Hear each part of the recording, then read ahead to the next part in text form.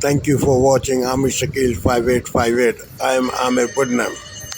Following are the news which have been reported by American, Canadian and European channels, African and Asian channels and news agencies, writers, AFP, AP have also reported the same news. I am thankful to all news resources. Now the breaking headlines.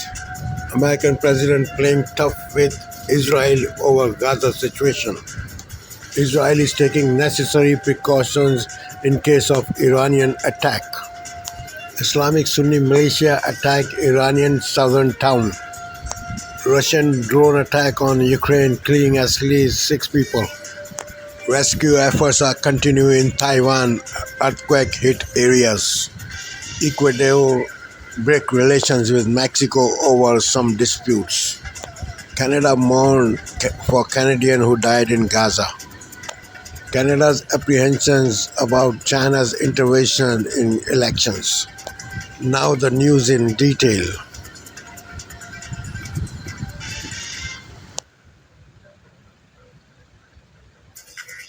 Good evening. I'm Jeff Bennett. Amna Nawaz is away. On the news, Jeff Bennett, Amna Nawaz is away. On the news hour tonight, the Biden administration warns Israel to change the way it's prosecuting the war with Hamas or risk losing U.S. support. Our exclusive conversation with Japanese Prime Minister Fumio Kishida on efforts to increase security cooperation in Asia. Russia's aggression against Ukraine is a reckless deed, which shakes the foundation of the international order, with a strong sense of crisis, that today's Ukraine might become tomorrow's East Asia. And Amna Nawaz on the U.S.-Mexico border in Arizona with migrants who've made the grueling journey through Mexico and those trying to help them.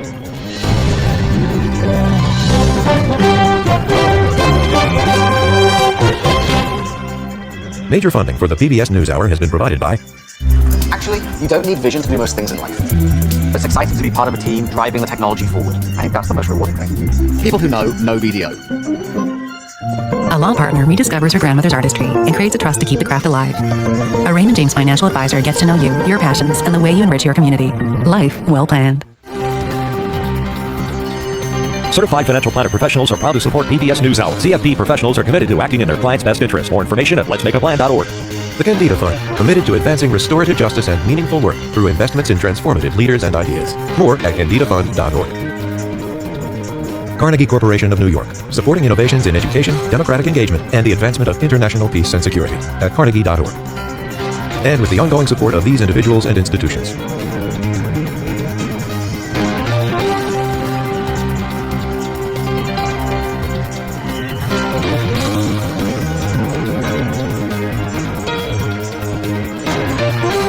This program was made possible by the Corporation for Public Broadcasting and by contributions to your PBS station from viewers like you. Thank you. Welcome to the News Hour. Today, for the first time, President Biden publicly threatened to condition support for Israel. His remark came in a phone call with Israeli Prime Minister Benjamin Netanyahu. The president said his future policy was dependent on whether Israel took multiple steps to ease the civilian suffering in Gaza. He also reiterated his call for an immediate ceasefire. Following all of this is our Nick Schifrin.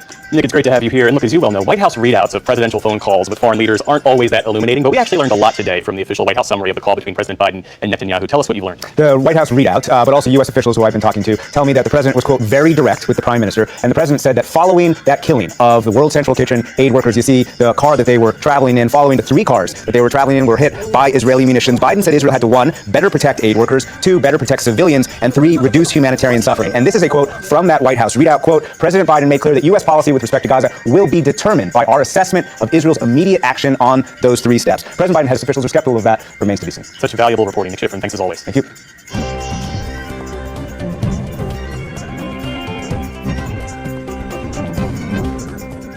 In the day's other headlines, Israel's military suspended leave for all combat units in case Iran retaliates for an airstrike in Damascus that killed 2 Iranian generals. Prime Minister Netanyahu defended that strike and warned that Israel won't hesitate to do it again.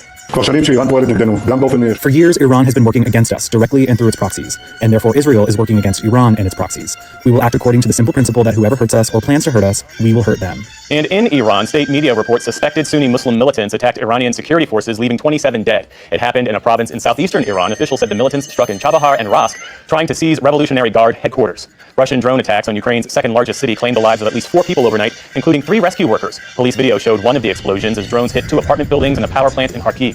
Firefighters worked in the pre-dawn dark to extinguish the flames. Ukraine says the Russians are deliberately firing drones in pairs, the first to cause damage and the second to target emergency crews. In Taiwan, the death toll rose to 10 after Wednesday's powerful earthquake, and rescuers spent another long day searching for the missing and stranded. Search teams found 1 body on a hiking trail in a national park. Some 50 others had been cut off on a highway in that park. David Chen was one of them and was reunited with his family today. I am lucky to survive this disaster. We were terrified, especially when the earthquake first happened. We thought it was all over. And that place, the place we all knew. I had been there for many years. It was prone to rockfalls.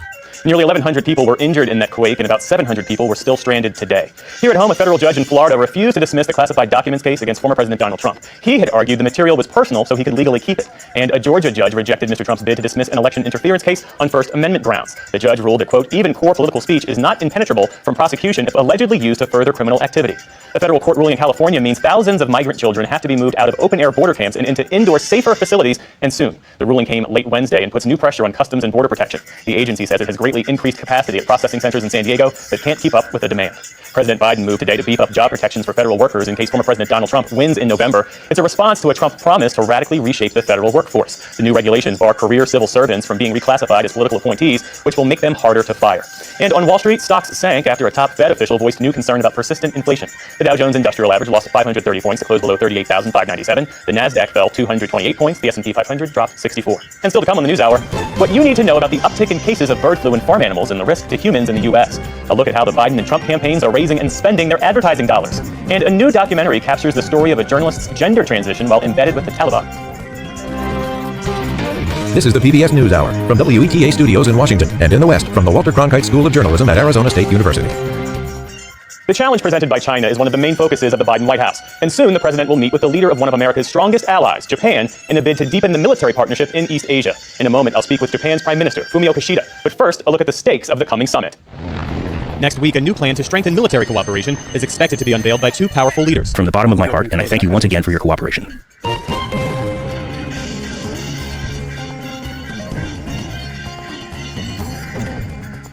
There is growing concern tonight about the continuing spread of the highly contagious bird flu in the U.S. As William Brangham explains, while federal health officials say the risk to humans is low, the virus has now spread to dairy cattle and sickened 1 person. William?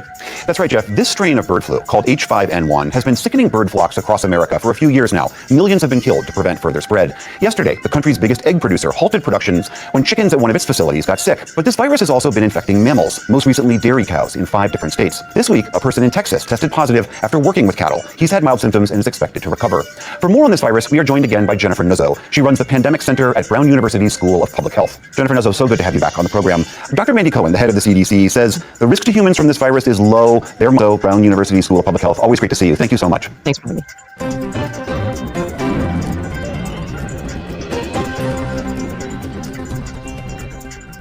The race for the White House takes money, a lot of it. Yesterday, the Trump campaign and Republican National Committee said they raised more than $65 million in March as they try to catch up to the nearly $100 million cash advantage Biden and the Democrats had a month earlier. Both candidates are using the campaign money to reach key voting blocs and to push their core messages. Domenico Montanaro of NPR has been following the money, and he joins us now. It's always great to see you. So President Biden, the Biden campaign, they have a clear cash advantage over Donald Trump. How much does that matter in a race like this one, where the candidates are so well? Target him. Domenico Montanaro, it's great to have you here. Thanks so much. Oh, thank you, Jeff.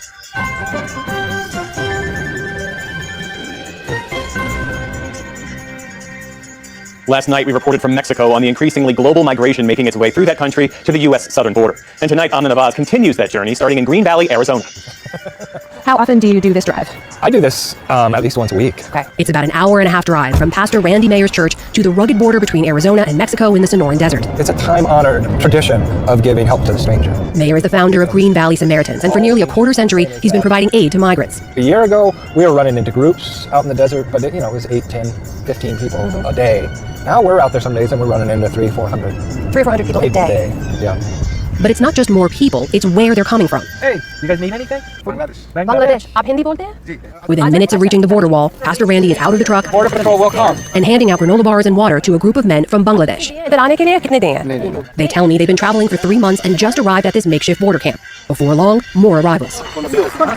They're from Guatemala, finding the Samaritans after walking for 5 hours. The group, including a 5-year-old, had been traveling for a month. A 5-minute drive further down the border road, another large group that recently crossed, including this father and his children from Senegal. 6 months ago, we had never seen somebody from Bangladesh or Africa in this part of the desert. It was all Mexicans and Central Americans, and sometimes it would be a few people from South America, but now this is pretty regular. Bienvenidos. Tenemos mucha comida y agua. I notice one of the first things you say is welcome. Yeah, we want to make sure that at least their first encounter is one of great welcome and saying, we are glad you are here. Among the group are 3 sisters, 13-year-old Nicole, 14-year-old Genesis, and 8-year-old Valeria. They're traveling alone from Chiapas, the southernmost state in Mexico. Do you see any other kids traveling alone along the way? No, most just had their families, or their parents, or their aunts and uncles, or even close cousins. Everybody had somebody. And you had each other? Yes, just us 3. The sisters are heading to reunite with their mother, their sole provider, who came to the U.S. 7.5 years ago to support the family. Over the phone, she shares her relief that her daughters made it safely across the border. I was desperate, and I was so scared because I didn't know what was going on. The girls, like everyone here, are now just waiting to turn themselves into Border Patrol. Virtually all will seek asylum in the U.S., a legal protection that takes years to formally determine. But for now, with a snack, water, and reassurance from Pastor Randy that transport would eventually come, spirits seem high. But in this remote stretch of the Sonoran Desert, the journey can quickly turn dire. It's 2 o'clock in the afternoon. I just met this group of folks who just crossed over earlier this morning. They said in the middle of the night, 2 are from Mali, 1 is from Mauritania, 1 is from Guinea. 2 of them are very, very sick. They said that they've been waiting for Border Patrol to arrive for hours, and it looks like they have now arrived, so they'll start to get some medical help and see what happens next. An hour passes. The group is taken by ambulance to a hospital more than 90 minutes away. It's these moments that show why this border is the deadliest land migration route in the world.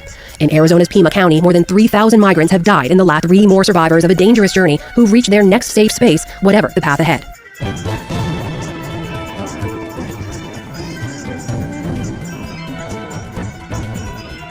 A new documentary now available on Amazon Prime and Apple TV offers a unique look at the Taliban takeover of Afghanistan. The film Transition follows queer Australian filmmaker Jordan Bryan as he embeds with the Taliban unit he is documenting for the New York Times. But Bryan is undergoing his own transformation as a transgender man and has to keep his identity a secret. Bryan and co-director Monica Villamizar spoke to Amna Nawaz earlier this week about this turning point in Afghanistan and the risks of navigating a relationship with the Taliban.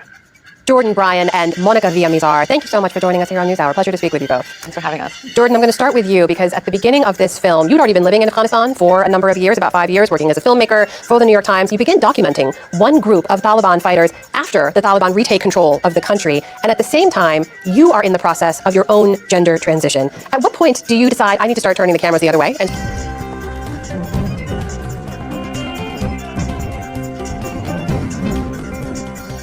And there's a lot more online, including a look at veterans with debilitating lung ailments and their struggle to get disability benefits. You can read more at pbs.org/newshour. And join us again here tomorrow night for our guide to everything you need to know about Monday's solar eclipse. And that is the NewsHour for tonight. I'm Jeff Bennett. Thanks for spending part. Live news 24 hours a day in 4 languages. Explore the topics that captivate you.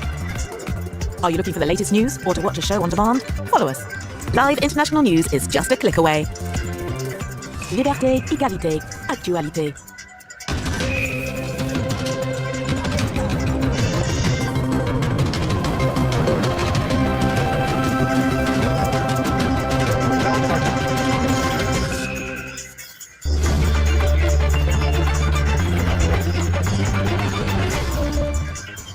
Israel allows aid deliveries across the border to northern Gaza for the first time since its war with Hamas began.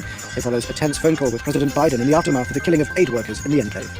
The Israeli military halts leave for all combat units amid concerns over possible retaliation from Iran for the killing of generals and military advisors in the Syrian capital. An accomplice of the 2018 Strasbourg Christmas market terror attacker is sentenced to 30 years in prison by French court. 5 people were killed, 11 others injured by the assailant, who was himself shot dead by the police. Welcome to the France 24 newsroom. I'm Alexander Alcott. The Israeli government has announced it is reopening the Erez crossing to the Gaza Strip for the first time since the Hamas attacks on October the 7th to allow temporary aid deliveries to the north of the enclave. The announcement came after a tense phone call between Joe Biden and Benjamin Netanyahu, where the US president warned that ongoing support was dependent on improving the humanitarian situation in Gaza. With U.S.-Israel relations becoming more strained, Joe Biden spent 30 minutes on the phone with Benjamin Netanyahu Thursday. Their conversation coming 3 days after an Israeli strike in Gaza killed 7 aid workers with the World Central Kitchen in a convoy clearly marked and coordinated in advance with Israeli authorities. The president emphasized that the strikes on humanitarian workers and the overall humanitarian situation are unacceptable.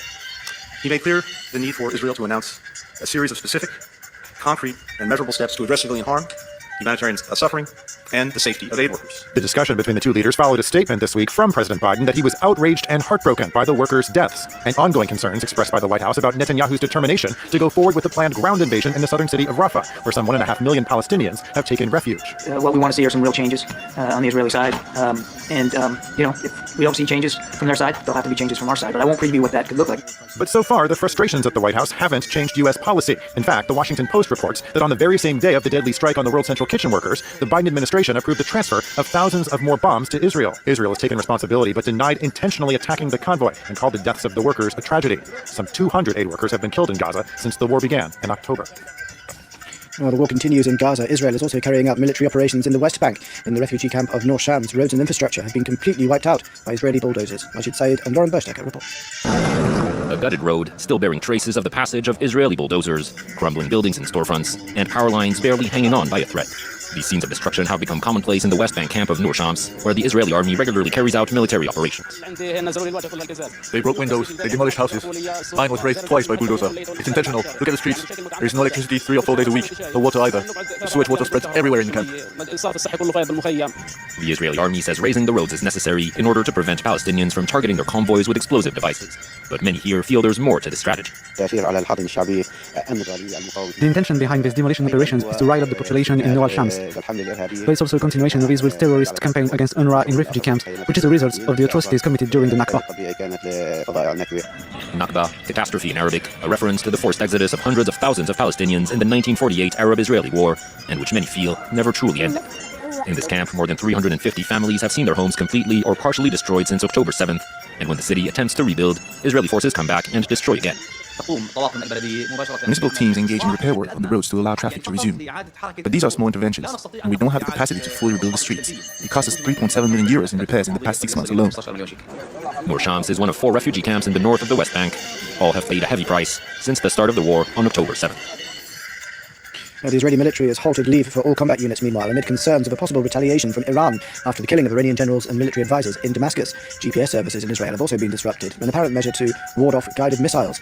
One of the latest attacks was on the Iranian diplomatic compound near the Syrian capital. The bodies of 7 members of the Iranian Revolutionary Guards carried by crowds of mourners after arriving in Tehran from Damascus, where they were killed in a presumed Israeli airstrike on an Iranian consulate. Earlier, the Syrian regime paid tribute to the 16 victims, which included 2 Iranian brigadier generals and 2 civilians. The attack is one of the most significant yet on Iranian interests since October 7th, and comes as Israel accelerates its campaign against Iran and the armed groups it backs. Iranian state media said the Guards' funeral will take place on Friday, when Iranians also plan to march in support of Palestinians and against Israel. In Tehran, both the Iranian president and the supreme leader of Iran vowed the attack wouldn't go unpunished. The failure of the Israeli regime in Gaza will continue, as well as these desperate efforts, like what they did in Syria. Of course, they will be slapped for this action. A threat that Israel is taking seriously. The army has announced that leave will be temporarily paused for all combat units. It has also bolstered its air defense array, called up reservists, and expanded GPS jamming in an apparent effort to ward off guided missiles. Till now, Iran has avoided carrying out a direct attack on Israeli soil. Now, the leader of the Iran-aligned Houthi rebels in Yemen, meanwhile, has given a televised address boasting of attacks on international shipping in solidarity with Palestinians in Gaza. Abdul Malik al-Houthi said 90 ships had been targeted in the Red Sea, and drone attacks had increased and expanded to additional regions. He also condemned the US and UK, which have been intercepting the missiles while carrying out airstrikes on Yemen. He said more than 400 strikes on missile and drone facilities have killed 37 people and wounded another 30. Ecuador is kicking out the Mexican ambassador, declaring her persona non grata. This due to recent comments made by the Mexican president, Andrés Manuel López Obrador. He questioned how the assassination of a presidential candidate days before the elections last August had influenced voting trends. The request for the ambassador to leave shows anger at the comments, though the Ecuadorian Foreign Ministry says this does not mean it is breaking diplomatic relations. In 2018, an Islamic extremist shot and stabbed shoppers at the famous Christmas market in Strasbourg, eastern France, killing 5 people, wounding another 11. After a 2-day manhunt, the terrorist was eventually killed in a shootout with police. Now the main defendant accused of helping him, Audrey Mangedi, has been sentenced to 30 years behind bars. He may not have fired a gun, but prosecutors argue that Audrey Mangedi played a key role in helping Sharif Shakats kill 5 people at Strasbourg Christmas market in 2018. The 42-year-old has now been sentenced to 30 years in prison after being found guilty of abetting murder in relation to a terrorist plot. A sentence which finally brings some justice for victims, says this lawyer. For victims, this really takes into account the severity of what they went through. The horrific events that happened at the market in Strasbourg, all of their wounds, and everything they suffered. According to the prosecution, Monjahi helped his former cellmate Shakat obtain the gun he used in the attack, opening fire on revelers at one of France's most popular Christmas markets before stabbing passers-by. The Islamic State group claimed responsibility. After exchanging gunfire with French soldiers, Shakat managed to flee the scene, sparking the beginning of a 48-hour manhunt in France and neighbouring Germany. Shakat was later killed in a shootout with police. Aftershocks are still being reported in Taiwan as the cleanup continues following the largest earthquake there in a quarter of a century. The latest figures show 10 people were killed, another 1,100 injured by the 7.4 magnitude quake. Dozens of people were also trapped in highway tunnels that cut through the mountains, while many tourists became stranded in the hotspot of Toroko Gorge. Jan Kamazin-Grunby reports. What started off as a dream holiday quickly turned into a nightmare for this French tourist who found himself hiking in a national park just kilometers away from the epicenter of a massive earthquake. When I felt the earthquake and started to hear the mountain shaking, I thought I was going to be in trouble. I was hit by a lot of stones and rocks, a lot of dirt, and after a while I could hardly breathe because there was so much soil and dirt. I couldn't understand what was happening. Along with other tourists, Michael managed to make his way back to a road, and then a tourist centre, where he learned that the national park he was in had been cut off from the rest of the world, with no network and roads ahead covered in rubble after a landslide. At first, we were told that helicopters were going to come and get us. In the end, nobody came, really. There were a few radio contacts, but there really wasn't much information getting through. So at the end of the day, we all resigned ourselves to sleeping there. Rescuers were only able to get to Michael today. Others were not so lucky. Several people have lost their lives, some are still trapped, with rescue missions later in the day uncovering new bodies. In the nearby town of Hualien, several buildings have collapsed. One resident, having managed to escape from this building, went back in to try and rescue her cat. It collapsed around her. She didn't make it out alive. This man, a local bar owner, was her friend. When I heard the news that the building had collapsed, I immediately thought of her. I tried to call her, but I couldn't get through. Life is so fragile. She was only 32 years old. More than 400 aftershocks have shaken Hualien. As you walk around here, you still feel tremors in the ground beginning to move beneath you, buildings around you swaying slightly. People here worried that their buildings won't last through the night and will end up collapsed, like this one here behind me. To be on the safe side, these residents whose houses have been damaged are spending the night in a local shelter. We were so scared. Even now, we're still scared. With the city still shaking and more tremors predicted in the following days, it could be a while before that fear subsides. When in Japan, and tourists and residents have been flocking to Tokyo's top cherry blossom spot to enjoy the unique views of Sakura season, which this year arrived later than usual due to cold weather. Lauren Burstecker has the story. As if covered by a thin white veil, the Japanese capital is in full bloom. Once a year, Japan's famous cherry blossoms, locally known as sakura, briefly reveal their secrets. A riveting spectacle which attracts millions of visitors from across the globe. This trip, my partner and I planned specifically around when it was supposed to be the peak cherry blossom in Tokyo, Kyoto, and Osaka, where we traveled. Marvelous, very magical. Japan's favorite flower only blooms for a few weeks, usually at the end of March, heralding the arrival of spring. And for many Japanese who just celebrated the start of a new school and business year, they're also a symbol of new beginnings. Cherry blossoms are a very powerful symbol. They make everything around you feel joyful and beautiful. Parks and gardens around Japan make special preparations for the arrival of the cherry blossoms, which is the country's busiest tourist season. But the precise timing is never set in stone. This year, a cold spell delayed the flower's growth, meaning sakura began to bloom a few days later than expected. That's all for this edition. Stay tuned for more world news on Fast 24.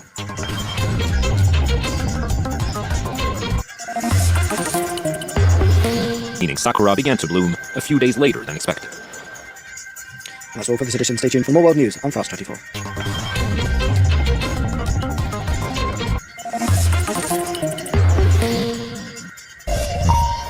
Thanks very much for staying with us. Time now for Eye on Africa with me, Georgia Cavan-Smith, tonight. As Kigali gears up to mark a painful anniversary, France's president acknowledges that his country could have stopped the 1994 genocide, but lacked the will to do so. Over 800,000 people were slaughtered in Rwanda. Also, the former South African parliamentary speaker has been arrested. Nosiviwe Mapisa-Kakula has been charged with corruption and bribe-taking, legal troubles that further damage the graft-tainted reputation of the ruling ANC ahead of May elections. And patience with the ANC is also drying up, along with South African cities' access to clean water. Shortages have hit Johannesburg and Pretoria hard, and many have blamed the crisis on mismanagement by authorities. But first, France and its Western and African allies could have stopped the slaughter of around 800,000 Tutsis and Hutus who helped them in Rwanda. French President Emmanuel... On this Thursday night, anger and anguish.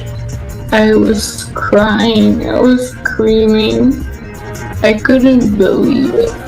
The heartbroken family of Canadian Jacob Flickinger. He died as a hero. He was one of the international aid workers killed by Israel in Gaza. They were chased down onto...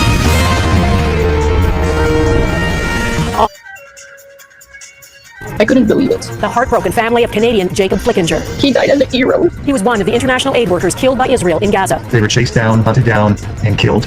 Plus, mounting anger with Israel's government. Could this be a tipping point for the U.S.? Interference intelligence, the CSIS director's revelation about China, hundreds of thousands of dollars, and possible election interference. Caught on camera. Russia's deadly drone attack in Ukraine. And forget April showers, the winter whiteout causing power blackouts in parts of Canada.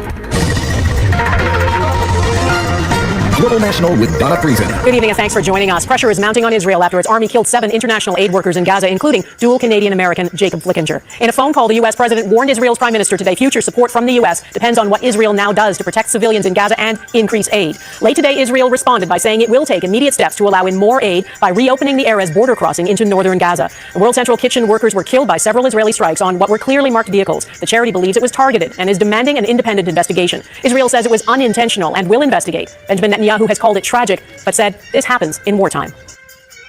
No, it doesn't just happen. And it shouldn't just happen. When you have aid workers for an extraordinary organization like World Central Kitchen risking their lives every day in an incredibly dangerous place to deliver food to people who are experiencing a horrific humanitarian catastrophe. The parents of Jacob Flickinger are just coming to grips with the loss of their only son and don't accept that what happened was a mistake. Felicia Perillo has our top story tonight. John Flickinger and Sylvie Labrec last spoke to their beloved son, Jacob, on Easter Sunday when they told him how much they were looking forward to his return. The very next day, the 33-year-old died in Gaza while participating in a humanitarian aid mission. He was doing it in order to help others. He was very caring and loving and devoted. Flickinger was one of the 7 aid workers killed on Monday in Gaza in a series of Israeli airstrikes while trying to deliver food. Israel claims that it was a tragic accident. If it was an accident, then the IDF could be considered inept and incompetent. After the first hit, people in the vehicles fled to another vehicle. They were followed and targeted again, and they tried to escape again. So this took place over 2 kilometers, I think, 2 to 4 kilometers. They were chased down, hunted down, and killed. So again, draw your own conclusions, but the facts and evidence indicate that this was a targeted hit meant to intimidate aid workers. Born in St. Georges, Quebec, to an American father and a Canadian mother, Flickinger served for 11 years in the Canadian military, including a tour in Afghanistan. Last fall, he decided to join the World Central Kitchen to help the nonprofit with security and logistics. His first aid mission was in November in Mexico, and in early March, he traveled to Gaza. It's very difficult for me and Jasper. His partner, Sandy Leclerc, who lives at their home in Costa Rica with their 18-month-old son, Jasper, says she was worried about the mission, but trusted he would be safe. We will always remember him every day. Jasper will learn about his dad through his great friends and through us, and I will be there to support him and explain it to him that he died as a hero. Flickinger's loved ones hope sharing their son's courageous story will help create some peace and shed light on the deadly chaos. We feel this conflict and all war is insanity because the people who suffer are the mothers, fathers, the sons and daughters, the brothers and sisters, the children, the innocents. Flickinger's family and friends have already raised more than $150,000 with the GoFundMe campaign. Money, they say, that will help Sandy and Jasper as they move back to Quebec and adapt to their new reality without Jacob. Felicia Perillo, Global News, Montreal. Jacob Flickinger was in Gaza because people there desperately need food. The charity Oxfam says in northern Gaza, people right now are subsisting on about 245 calories a day. That's less than a can of beans. A peace and justice group called the Elders, founded by Nelson Mandela, is calling on political leaders to use their leverage to end what it calls Israel's atrocities in Gaza by suspending arms sales. Countries providing arms to Israel cannot legitimately claim, the Elders write, that violations of international humanitarian law are not taking place or that they supplied arms without this knowledge. Jackson Prosco reports on the pressure on Israel. Nearly 6 months into the conflict, and Gaza is a wasteland, reduced to ruins as the human toll soars. Israel's conduct is increasingly indefensible to its closest allies. The Israeli strikes that killed 7 aid workers with World Central Kitchen may have been the last straw, prompting an urgent phone call between U.S. President Joe Biden and Israeli Prime Minister Benjamin Netanyahu Thursday. The president emphasized that the strikes on humanitarian workers and the overall humanitarian situation are unacceptable. Israeli officials say they have concluded their initial investigation, vowing to make the results public in the future. Clearly something went wrong here. We will certainly adjust our practices in the future to make sure that this doesn't happen again. That won't end the suffering in Gaza. To date, nearly 200 aid workers have been killed, hindering relief efforts as famine looms for more than 1 million displaced people. International relief organizations allege it's no accident. This pattern of attacks is either intentional or indicative of reckless incompetence. There's anger and discomfort amongst Israel's backers, but still no backing down. The U.S. continues to authorize weapons shipments to its ally, even as it calls for an immediate ceasefire. In a sign the West may be reaching its limits, the White House issued a vague warning that Israel's next steps will determine the future of American support. If we don't see changes from their side, there'll have to be changes from our side, but I won't preview what that could look like. President Biden's allies in Washington are increasingly open about the idea of making future military aid to Israel contingent on what happens next. Even the White House admits there's growing frustration with Benjamin Netanyahu, who has all but ignored pleas to address the dire humanitarian situation.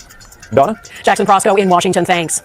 Israel is suspending leave for all its army combat units and calling up reservists. The Israeli military appears to be bracing for possible retaliation after the killing this week of top Iranian officials in Damascus, Syria. Iran blames Israel and promises a harsh response. Israel has not officially acknowledged its involvement, but is ramping up its air defenses and blocking GPS services, an apparent measure meant to ward off guided missiles and drones. There are also reports Israeli embassies around the world have been placed on high alert. At the public inquiry into foreign interference, the director of CSIS said his agency had intelligence ahead of the 2019 federal election that the government of China attempted to funnel through a network approximately $250,000, possibly to interfere in Canadian elections. Global News first reported on this activity in 2022, citing national security sources. And today, the commission received a summary of classified material produced by CSIS that includes many of the details Global News first reported. Our chief political correspondent, David Aiken, has the details. David. Well, Donna, CSIS Director David Vigneault put this information before the public inquiry with a caveat that this is an intelligence summary and that these are not necessarily a collection of facts, but rather intelligence snapshots collected by CSIS analysts that might require further investigation and context. This information now is in the public domain, and so these are important words of caveats and context I think are relevant at this point. But what that summary says is 11 political candidates and 13 political staff members were assessed to be either implicated in or impacted by this group of threat actors. The term threat actors, CSIS explained in the document, refers to officials associated with the government in Beijing working, quote, covertly to advance China's interests through Canadian democratic institutions. The information put before the inquiry by CSIS said 7 candidates from the Liberal Party of Canada and 4 candidates from the Conservative Party of Canada were allegedly implicated. CSIS's assessment was that the $250,000 from China was possibly for, quote, foreign interference-related purposes, though most likely not in an attempt to covertly fund the 11 candidates. The CSIS intelligence summary the inquiry now has says the money was transferred via, quote, an influential community leader to the staff member of a 2019 federal election candidate and then to an Ontario MPP. And those, Donna, are all the details that CSIS would put on the public record today before the inquiry. But the judge heading that inquiry, Marie-Josée Rogue, she also has access to all the secret intelligence that could not be released as she considers what to put in her first report on this matter. It's due May the 3rd. Donna. And David, where are these documents coming from? How is it we know what CSIS was looking at? The original documents are still highly classified. They are not being publicly released at this point. So while CSIS is not disclosing how they got this information or what exactly it looked like, they are releasing these high-level summaries of their intelligence analysis. This information never would have seen the light of day without a public inquiry, and there's still more information that we don't know, secret details the Commission will look at behind closed doors. Donna? Okay, David in Ottawa, thank you. The NDP has announced 3 longtime MPs are bowing out of politics and will not run in the next federal election. Charlie Angus is one of them. He's been an MP for 20 years and is the longest-serving MP for Timmins, James Bay, Ontario. The riding is set to become larger in the next election, and Angus says building relationships with constituents in so many communities requires new energy. Carol Hughes, another veteran Ontario MP, is exiting politics after 15 years, and NDP whip Rachel Blaney is leaving 9 years after being elected in her BC riding. The long and winding path to greener transportation coming up, the new roadblock to building EVs in Canada. There's a speed bump in Canada's plans to build electric vehicles. American carmaker Ford is delaying the start of EV production at its plant in Oakville, Ontario. Ford's $1.8 billion plan to transform that plant into an EV and battery assembly hub was planned for 2025. It's now pushed to 2027. The company says this will allow more time for the EV market and technology to develop further. Some employees will remain on site. However, a Ford spokesperson says there will be layoffs. More than 2,500 people are employed at that plant. It is April in Canada, so you never know. Winter is still hanging on strong in some places. Up to 30 centimeters of snow is expected by tomorrow morning in Calgary. A snowfall warning is in effect, with a second round of heavy snow expected this evening. And it was too soon to take off the winter tires in parts of Ontario and Quebec. A spring storm has knocked out power there to hundreds of thousands of customers, closed some schools, blanketed the region with heavy wet snow. Mike Armstrong is in the midst of it in Montreal. This is a storm that basically straddles both beautiful and brutal. You could also call it unexpected. This man, like many others, just took his winter tires off. Yesterday, yeah. That's painful. Yeah, that's painful. We're not going out today. I don't think so. When most Montrealers went to bed, there wasn't a trace of snow anywhere. Well, waking up, there was about 15 centimeters, and it kept coming and coming. April Fool's a little late by 3 days. That's what it feels like. Exactly. Just to give you an idea of how spring-like things felt, basically right up until yesterday, some golf courses in and around Montreal had already opened for the season. Others were getting set to open. Well, this is the first fairway at a course on Montreal's West Island, and as of today, that first round of the season feels a little further away. This storm swept through north of Toronto, moved east through Ottawa, and right out to the Gulf of St. Lawrence. Well, as strange as this snow feels, Environment Canada says for early April, it's not all that uncommon. We should expect it. I mean, or at least it's really a possibility, and it's not an outlier. Now, this is a heavy, wet snow. It sticks. It's made driving difficult and pulled down branches and power lines. Hydro-Quebec crews have been dealing with outages from Gatineau through to Quebec City. With power out at this hill and lifts not running, yeah, baby, the only skiers were diehards who walked up. There's mountain biking yesterday and skiing today, so, what could be better? In Montreal, city crews had already transitioned from snow clearing to spring cleanup. They've now stepped back, at least for a bit. The weather will warm up in the coming days, and the remnants of this spring storm won't be around for long. Mike Armstrong, Global News, Montreal. Meteorologist Anthony Farnell is here. Anthony, how long will this last? Donna, this not only is such a large system, but it's also a slow mover. So the effects will be felt for still another couple of days from Ontario through Quebec and into the Maritimes. Now in Toronto, where I am, 50 to 70 millimeters of rain fell yesterday. That was enough to break a record for the date. It also caused flood watches and warnings on some of the rivers and streams, which are still running high today. The rain continues. It's mixing with ice pellets at times, but it's through eastern Ontario, into the province of Quebec, New Brunswick, Nova Scotia, that it is a heavy, wet snow, and that is the reason for the power outages. Montreal already up to 25 centimeters, enough to make it the second biggest snowstorm of the entire winter and now into spring. Of course, Montrealers remember last April, it was not heavy, wet snow that caused problems, but an incredible ice storm. And for Hydro-Quebec, this will be much easier to handle because that snow will start melting tomorrow, getting off of the branches and the power lines, so crews will be out working and getting power back a lot quicker than that ice storm last year. Donna? Well, that's good. Anthony Farnell in Toronto, thanks. Stranded survivors ahead the precarious rescue missions after Taiwan's earthquake. Russia is scaling up its attacks on Ukraine. One of them caught on camera.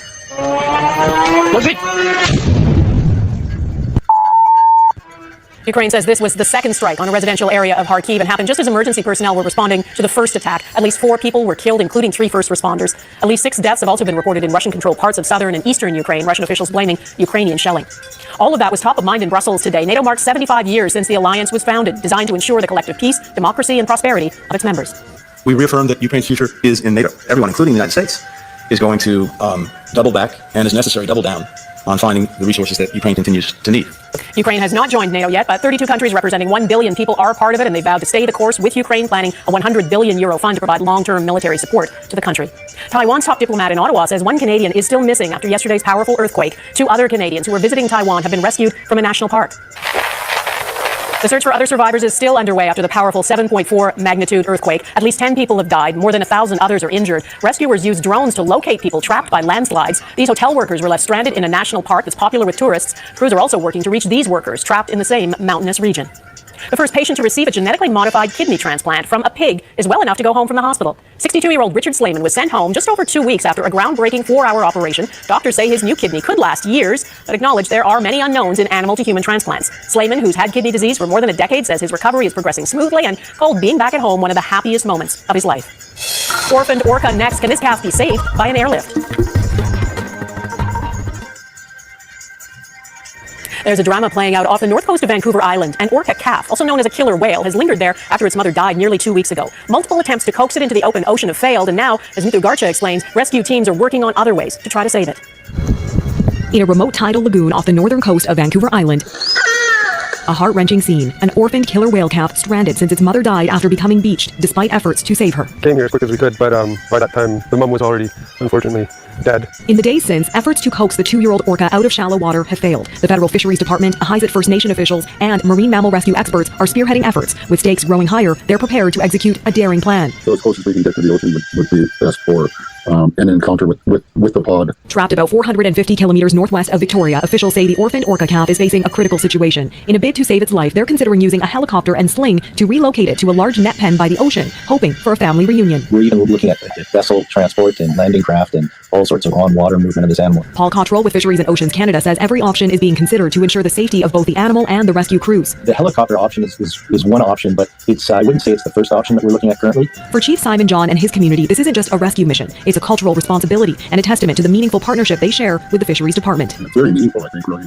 that this is happening. As rescue teams race against time to save the calf, affectionately named Kui Sa Heis, which means brave little hunter. Mithu Garcha, Global News, Vancouver. That is Global National for this Thursday. I'm Donna Friesen. Tonight's Air Canada is Bark Lake near Barry's Bay, Ontario. Thanks for watching, and I will see you again next week. Bye-bye. To bringing Asia to the world.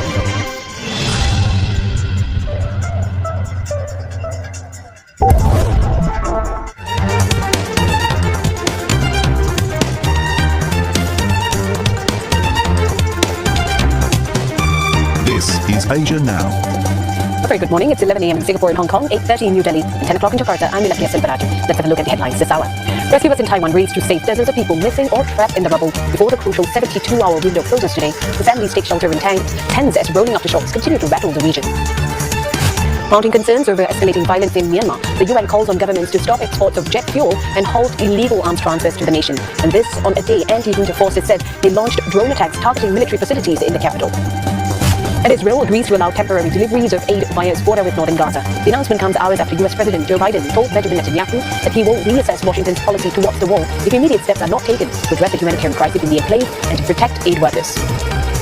Well, it's a race against time in Taiwan. Search and rescue operations enter a third day after a 7.2 magnitude earthquake, the most powerful to hit the island in a quarter of a century. The clock is ticking on the so-called 72-hour golden window to find survivors. The death toll now stands at 10. The number of missing is now down by half to 18 people, while hundreds remain trapped. At least 600 are stuck in a gorge in Taroko National Park, a tourist hotspot in Hualien County, south of Taipei. Officials say the people are safe in the hotel, but 4 others on hiking trails were killed, and they included a 65-year-old man. Rescuers have been hampered by rocks and mud blocking roads. Drone footage from the fire department show hotel employees waiting for help in an open-cut tunnel. A Singaporean tourist, Namrata, recounted the traumatic experience she went through with her husband. The night was like terrible with aftershocks and tremors and house falling every few minutes. And in the morning, a few of us who got together inside the school in one direction and we chose to go in the direction of our hotel. Thankfully, we had some first aid, so we got some help to dress us. It was pure joy and relief for David Chen and his mother, reuniting after he was rescued from Taroko Park. The hotel where he works suffered damage, and most of his 50 co-workers made it out safely. 劫后余生，对不对？我们讲真的，他们惊恐万分，尤其是对当下一开始当下，我们觉得完了。看大家最高兴了，大家回来平安的就高兴。昨天晚上一晚上没有睡觉，饭都吃不下。 Amid multiple aftershocks, some people have stopped living at home and are instead taking shelter in tents. Hualien has set up 10 of such places, and several are located in schools, one of them housing nearly 130 people. A dramatic escape from harm has been captured on a video that has gone viral. Posted by Taiwan News, it shows a huge boulder striking and crushing a car. Well, the video was shot on a highway from a dash cam in a second car. Both cars were reversing soon after the quake struck, and then this happened. Taiwan News says the drivers in both cars were not injured. Meantime, the chip-making giant TSMC, which had halted production after the quake, has resumed operations, though some lines still need further adjustment. The quake had raised fears of disruptions to Asia's semiconductor supply chain, as TSMC produces a big share of the most advanced semiconductors. Victoria Jen is in Hualien, and she gets us the latest on the rescue efforts on the ground. The authorities are currently rushing against time to try to locate for survivors, and they're doing everything they can. So far, authorities said that there are at least still 15 people out of contact. Thank you for watching and privilege of your time. This is Amir Shakil 5858. I am Amir Woodman. Have a good life.